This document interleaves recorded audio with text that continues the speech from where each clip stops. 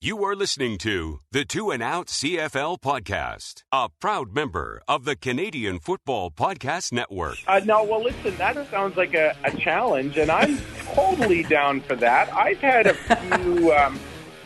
few sessions in my day, and I'm not exactly a lightweight, so... Grab some poutine and a double-double. It's time for the 2 and Out CFL podcast. Now they have to kick it out, and they do! Every week, Travis Currah. Does anybody still care about this podcast? And Brazilian Ty. Punters are people, too. Talk fantasy football, bring you the latest in CFL news, and sprinkle in a little bit of nonsense. Are you kidding? This is unbelievable! Ready, set, hunt!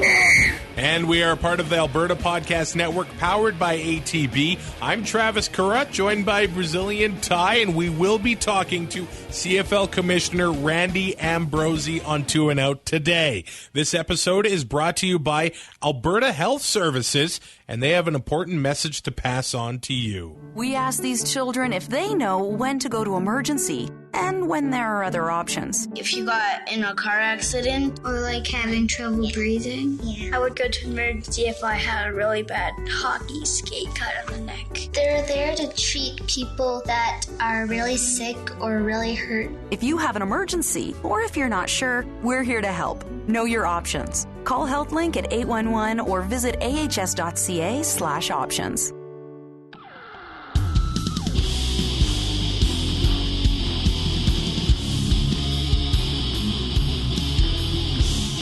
Commissioner Ambrosie, thanks so much for joining 2 and Out. I think it was pretty much this time last year that you came on the podcast with Tyrell and myself, and I got to say, I kind of like this midsummer State of the League address. Well, let's hope it goes as well this year as it did last year. Okay, let's first go back to the offseason when you embarked on another Randy's Road trip. A lot of the focus this year seemed to be all about the CFL 2.0 initiative. It seems that the CFL is now available in more homes, on more devices around the world. How do you feel about where we're at with CFL 2.0, and what's the next step?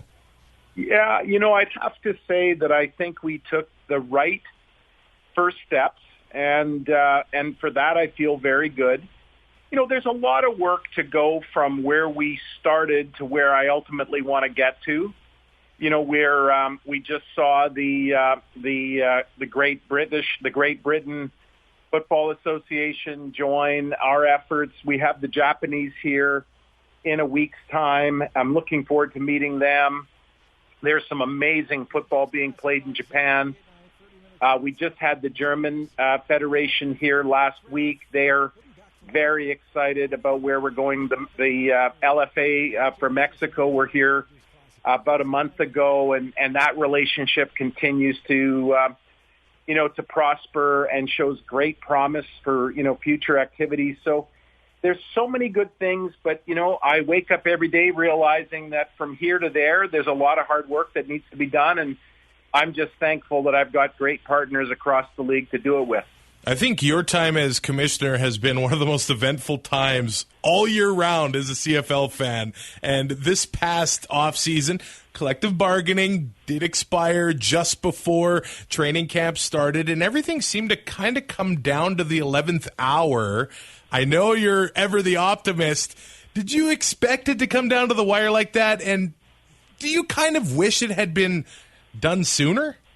Well, I think that I learned a lot from this year's negotiations.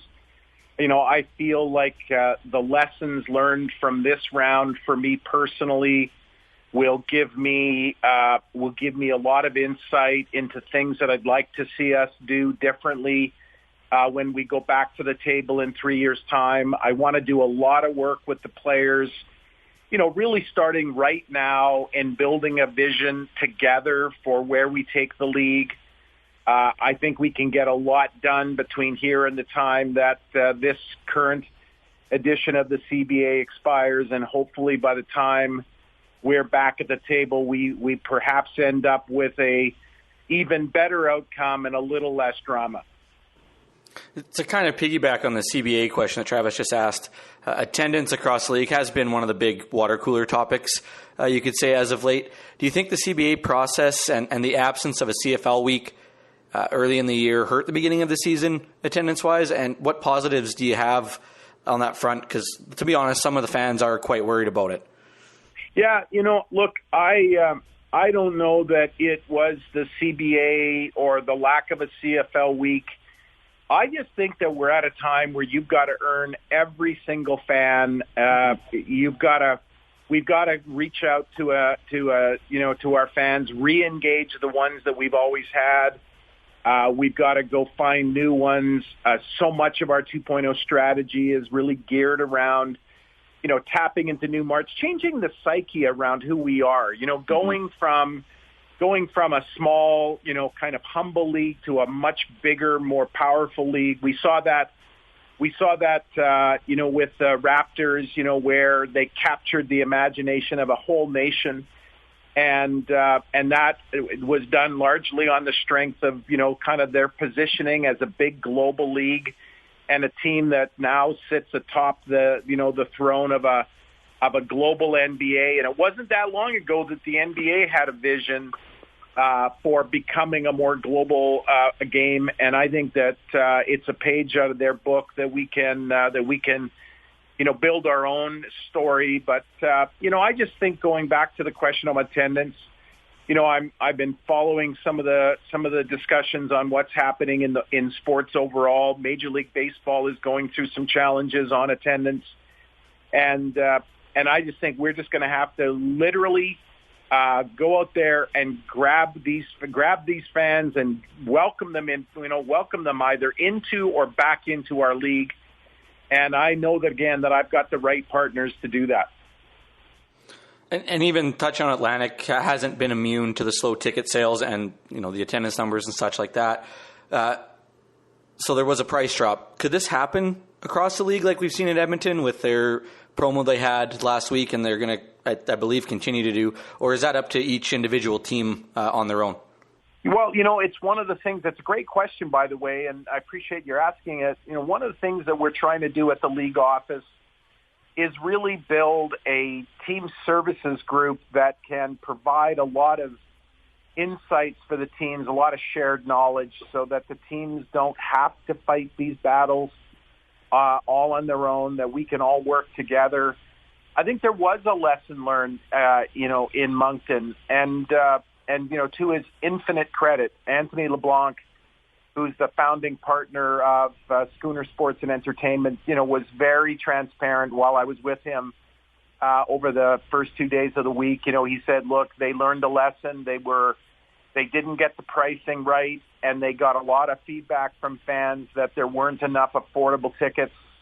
They went back through a pricing exercise, brought in some sponsors who partnered with them on a family zone ticket, $29 and a hot dog and a drink. I think that's a credit to the kind of attitude that they have there around making sure of, hey, if you make a mistake, own it, and then get back on your horse and then drive forward. And I admired the way Anthony's handled the whole matter.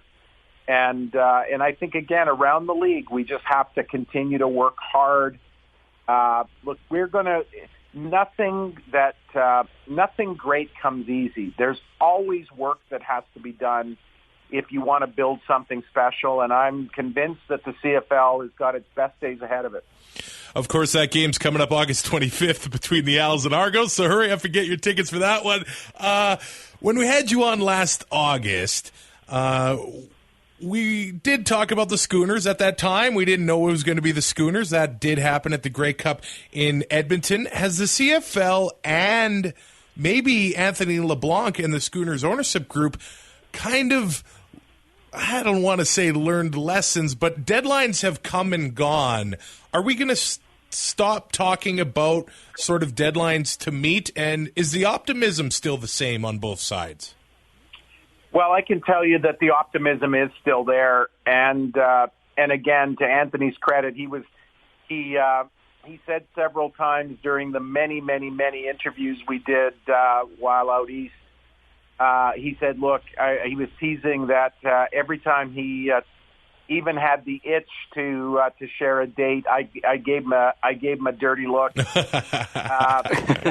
I think we have to go back and look at what happened in Ottawa. You know, one of our greatest franchises, John Ruddy, Roger Greenberg, and their partners, that exercise took them 7 years. And there were setbacks along the way. And John Ruddy, if you have never met him, is one of the greatest men I've ever known. One of the finest men I've ever known. And those guys, what they did is they just stuck with it. And they got that thing, across the goal line, and now it's one of our finest franchises. And I was saying to Anthony, if anything, one of the big parts of what has caused me so much excitement is that while this process to get that stadium deal hasn't been easy, and it's gone slower than they had hoped, Anthony and his partners Gary Drummond and Bruce Bowser have not flinched, and I think that's a tremendous statement about their character and the kind of partners they'll be. Because, look, we don't want fair weather friends in the CFL. You know, we don't want somebody that likes the idea of being in this league if it's easy, because sometimes it's hard, and you guys know that in Calgary. You know, that story has not always been what it's been in the last 2 decades. There were some hard times in Calgary, and it's because of the great people that have been associated with that franchise. You know, with Murray Edwards at Calgary Sports and Entertainment and all of his partners. We've got John Bean now, Ken King. Ken King who has done so much for this league and has been a source of inspiration around the league. You know, all of the efforts they made, Doug Mitchell, all of those partners that were part of that rebuild, they knew that they had to have staying power. And then I look at teams like Saskatchewan. You know, everyone looks today at what they have, but I think for those of us who are been around, and if we think back to times during the 70s and 80s, that wasn't always the remarkable franchise that we see in front of us today. So you know what the thing is, you have to respect the partners who are willing to do the work. And that's what we're seeing in Atlantic Canada today with Schooner Sports and Entertainment. I like that term, fair weather friends, and I think the group in Ottawa, definitely they're a great ownership group. It seems like the Schooner group is working really hard. Is that what you're looking for in Montreal? It kind of seemed like the Lenkoff brothers deal was sort of all but done. Is it a matter of dotting I's and crossing T's at this point? You know, I one of the promises I made to their group, and frankly, I continue to remind myself is we're not going to talk about the process, because you know what, it's a little bit like setting deadlines. You can easily make a fool of yourself, and I don't need any help doing that. No, seriously. I think what we are looking for is that same kind of, phenomenal commitment that we've gotten. You know, we look at Maple Leaf Sports and Entertainment. Yeah. You know, it's not an easy road for them, but boy, if you spend 10 minutes with Larry Tannenbaum, 10 minutes, it'll change your life, because Mr. Tannenbaum is just a remarkable man with deep convictions about what he wants. The Raptors weren't always the Raptors that we know now. There were a lot of lean times there, and it was because of leadership from Larry, from George Cope, from Bell, and Edward Rogers, and all that they've done to really build that kind of global platform. So we want the same thing in all of our CFL cities. You know, we've never had better owners than we have today.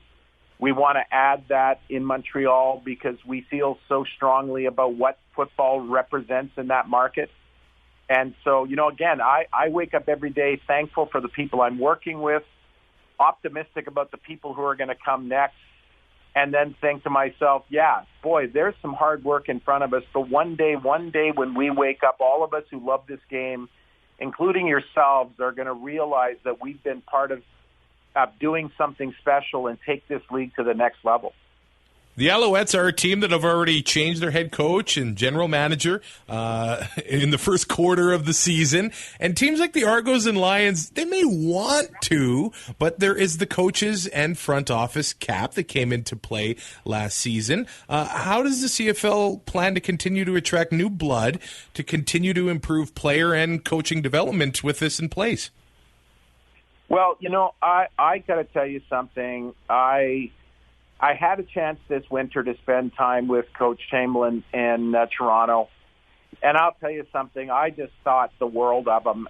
I think he's great. Yeah, he just honestly, again, it's kind of like meeting Larry Tannenbaum. You spend 10 minutes with the coach, and you just feel great, and you think there. I mean, does he have all the answers today? No. Is he got all kinds of potential to be one of the greats of all time? I believe he does, and so I'm optimistic for them. Obviously, a rough start to kick off the season, but I think he's one of those. I think he's one of those guys who will long be remembered, in decades to come as a coach who maybe got a rough start, but I think ultimately he'll end up having a great career and make a contribution. And I frankly am seeing that around the league. I know, you look at what's going on in BC, but I'll tell you, I have a great confidence in Rick Lawlisher. In Ed, I think he's a fine guy. I think that young coaching staff, they'll have to do some learning and they'll have to make some adjustments. But ultimately, we've got great talent at both at the president level, look at the GMs, and our coaches. So, we just keep forging on. You were in the booth with Cuthbert and Glenn Suter, and of course, you brought up the fact you haven't had a non-busy week when it comes to player discipline and whatnot. So I can't not ask.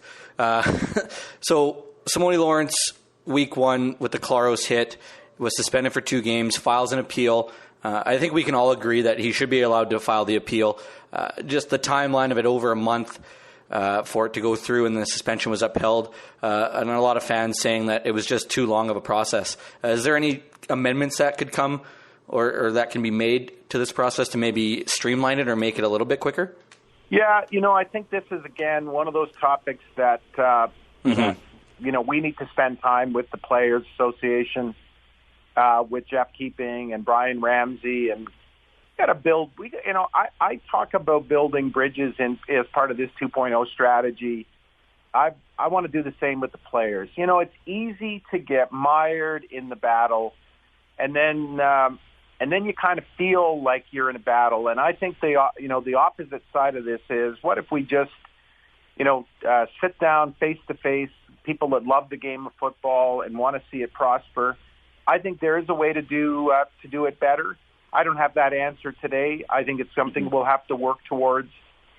But look, in the end, I think we wanted to send a strong message about our commitment to player safety. And frankly, I think the Players Association embraces that too.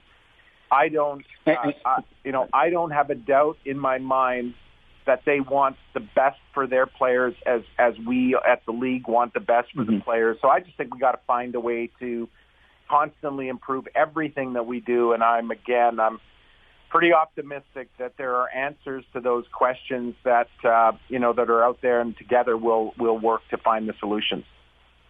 And obviously, Zach Claros, not the only quarterback to get injured this year, as 2/3 of the starters from out of camp have missed games already. Many of the injuries were non-contact, so it's really tough to prevent those. But next season, teams are only going to be allowed to have 2 quarterbacks on the game day roster. How does the league plan to help teams with developing quarterbacks and also keeping them on the field? Well, it's something that we've got to talk about. Look, one of the things that the NFL only has two quarterbacks on the roster, and they've done fairly well. So I don't know. I don't know that the answer is that you have to have 3.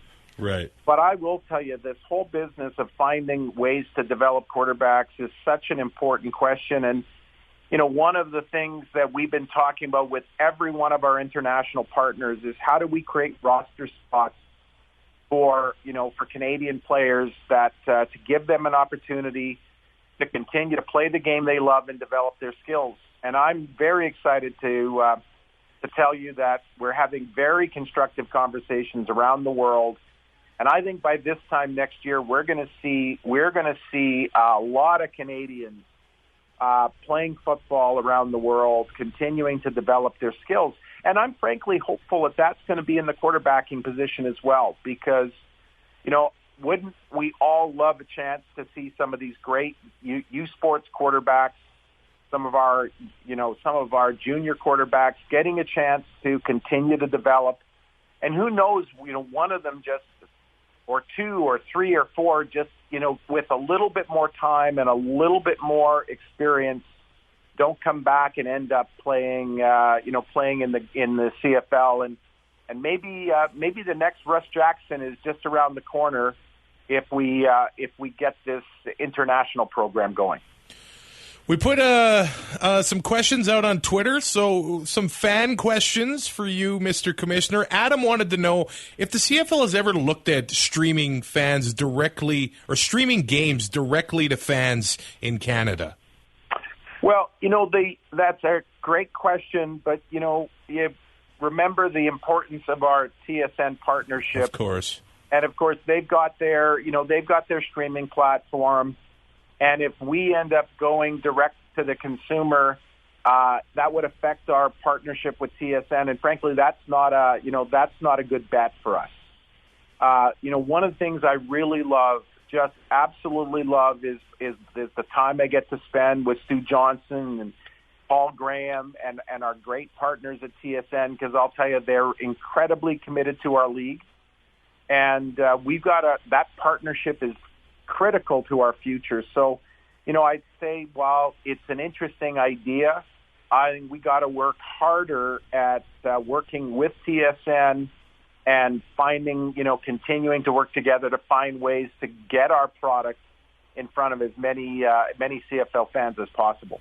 There was another question from a different Adam that wanted to know about the situation in Calgary, and he's kind of worried about the status of the Stampeders as the Flames get a new event center, and the Stamps are in an aging McMahon Stadium. It's hosting the Grey Cup this November, but I think it would be ideal for Calgary to have another one of those great CFL stadiums on the prairies. Well, listen, I was talking with John Bean today, and I congratulated him on getting that stadium or the arena deal done, and I think that's great. But I think it's just going to give further motivation to now have that conversation about a stadium. And Calgary's one of Canada's great cities. The Stampeders have been perhaps the most successful team in the CFL in the last 2 decades.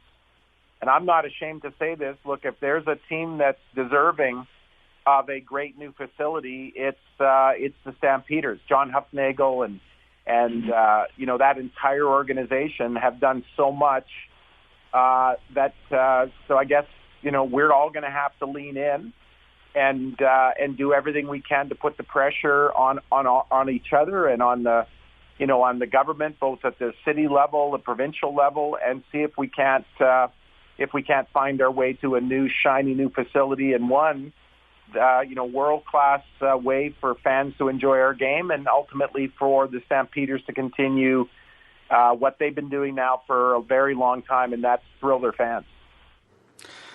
Last one off of Twitter, ended on a little bit of a lighter note. Joe was wondering if you are aware that you are on the phone with the Grey Cup pierogi eating champion in Travis, as he defeated Zach Evans last year, and was wondering if you would have what it takes to take on the champ. No, well, listen, that sounds like a challenge, and I'm totally down for that. I've had a few sessions in my day, and I'm not exactly a lightweight, so listen, that just sounds like something we just might have to get into. Well, how do you like your pierogies? Sour cream, fried, like all of the above? Oh, listen, first of all, just the word pierogi, I'm getting emotional. So start there. Look, I grew up, my great-great-grandfathers came to Canada from the Ukraine in the late 1800s. I grew up with a fairly steady diet of pierogies, or as we called them, petahe. Nice. And I can tell you something, I'd have no problem if you want to have a little competition between us. And how do I like them? I just like them. All right, we're gonna have to find a day. Grey Cup week. I know it's a hectic week. And speaking of food, I just want to ask one more general question. You've traveled the world with CFL 2.0. I mean, come on, you've probably been able to have some great international food. What country has treated you? Oh well, I'll tell you something. I've really been hosted beautifully by our international partners. I had schnitzel in Austria this winter that was absolutely spectacular. So that was, that stands out in my mind. But I'm a foodie, so the problem is once you get me talking about food, I mean we could literally be here for 2.5 hours. But seriously. Welcome to the opening of our show. Hospitality. I went to a street vendor in Mexico City and had tacos. Nice. And I'll tell you something. They warned me off. I asked pointed to this little rack of sauces, and I pointed at one, and the people that we were with said, "Oh no, that's too hot for you." And I tried it, and I got quite a bit of surprise that I could handle it. So, yeah, boy, I'll tell you. Now we're on to a subject that is truly near and dear to my heart. I think you have the dream job, Mr. Commissioner. Well, I said this before. I was with the Prime Minister in Ottawa for the Grey Cup, and I did say to him, I said that as great a job as it would be to be Prime Minister of this phenomenal country of ours, I still think my job is better. And he gave me a nice smile. So I think maybe I could say I thought there was a suggestion that he agreed with me. But no, listen, I love the job. I love the league. I love the fans. You guys are great. I know we have challenges, but to every challenge is an opportunity, and I'm just convinced that if we do this together, all of us, that we'll wake up in the not-too-distant future and have this league heading in a new and exciting direction. Well, Mr. Commissioner, thanks so much for taking the time to talk to Tyrell and myself, and we'll chow down on some pierogies in Calgary in November. I'd love that, guys, and in the meantime, thanks for your continued support of the league and all that you do to help make the CFL great. So thanks, and to your listeners, have a great evening, and I'll talk to you soon. Awesome, Randy. Thank you so much, and safe travels across the world. Thank you.